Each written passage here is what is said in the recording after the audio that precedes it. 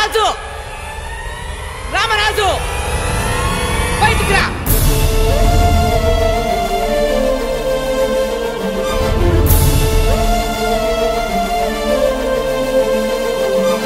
నువ్వెవరిని కొట్టావో తెలుసా? ఎవరి రక్తాన్ని చూసావో తెలుసా? 20 ఏళ్ళు కాపాడుకొని వచ్చాను.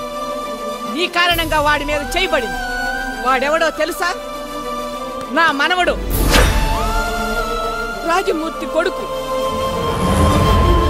నేను నోరు విప్పితే నీ పునాదులు కదిలిపోతాయి. ఇప్పుడు నీది అనుకుంటున్న ఈ ఇల్లు నా భిక్ష. నీ వెనక బలుపుంది, నా వెనక బలముంది. గతానికి చాలా దూరంగా బతుకుతున్నాం. అనవసరంగా గుర్తు చెయ్యొద్దు. 20 ఏళ్ళు కన్న కూతురు ముఖం చూడలేదు నీ వల్ల. నా మనవరాలు కేరింతలు వినాల్సిన ఈ ఇంట్లో నీ వల్ల దాని అరుపులు ఊరంతా వినాల్సి వచ్చింది. నీ వల్ల నేను అనుభవించిన శోకం అంతా ఇంత కాదు.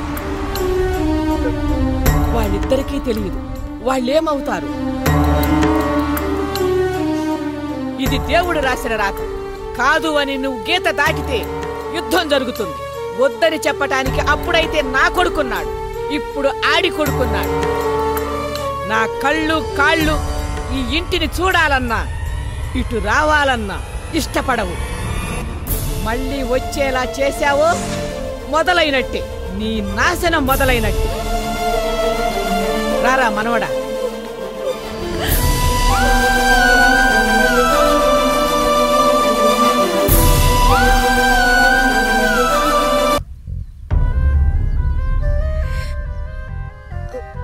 అమ్మా,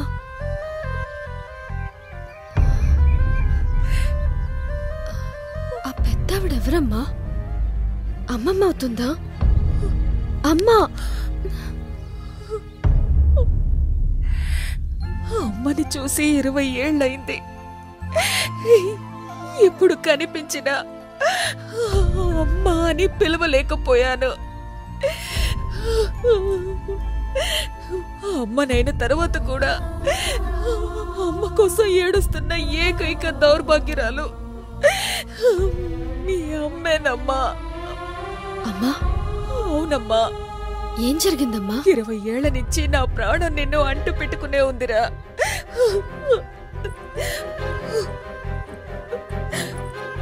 చూడు, ఈయన మా అన్నయ్య, నా పంచ ప్రాణాలు. వీడు నా మేనల్లుడు, అంటే నీకు బావుతాడు. చూడు,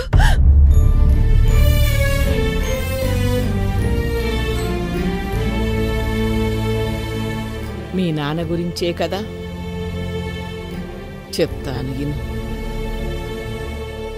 అప్పుడు మేముండే ఊరి పేరు చింతలపల్లి.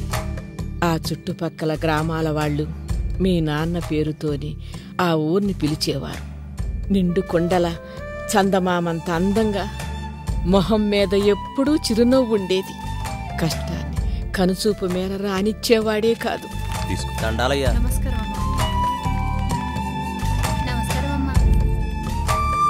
10 మందికి మంచి జరుగుతుంది అంటే ముందుండేవాడు. తాను నమ్మిన సిద్ధాంతం కోసం చావటానికైనా సిద్ధపడే గొప్ప వ్యక్తిత్వం ఉన్న మంచి మనిషి.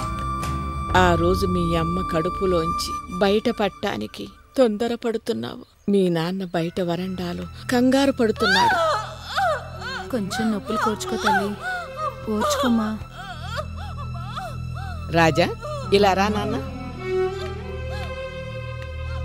ఏం కాదు నాన్న, ఒక్కోసారి తీపి జ్ఞాపకాలు కూడా బాధను కలిగిస్తాయి.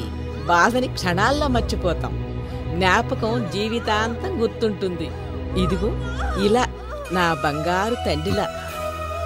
జన్మనిచ్చిన తల్లి రుణం ఎన్ని జన్మలైనా తీర్చుకోలేం. అమ్మ ప్రేమ ఆకాశం కొలవలేం. మనసు నిండు సముద్రం చూడలేం. అందులోనూ మా అమ్మ రుణం అస్సలు తీర్చుకోలేం. అయ్యా, మీకు 12 మగబిడ్డ పుట్టాడయ్యా. నాన్న, సుశీల,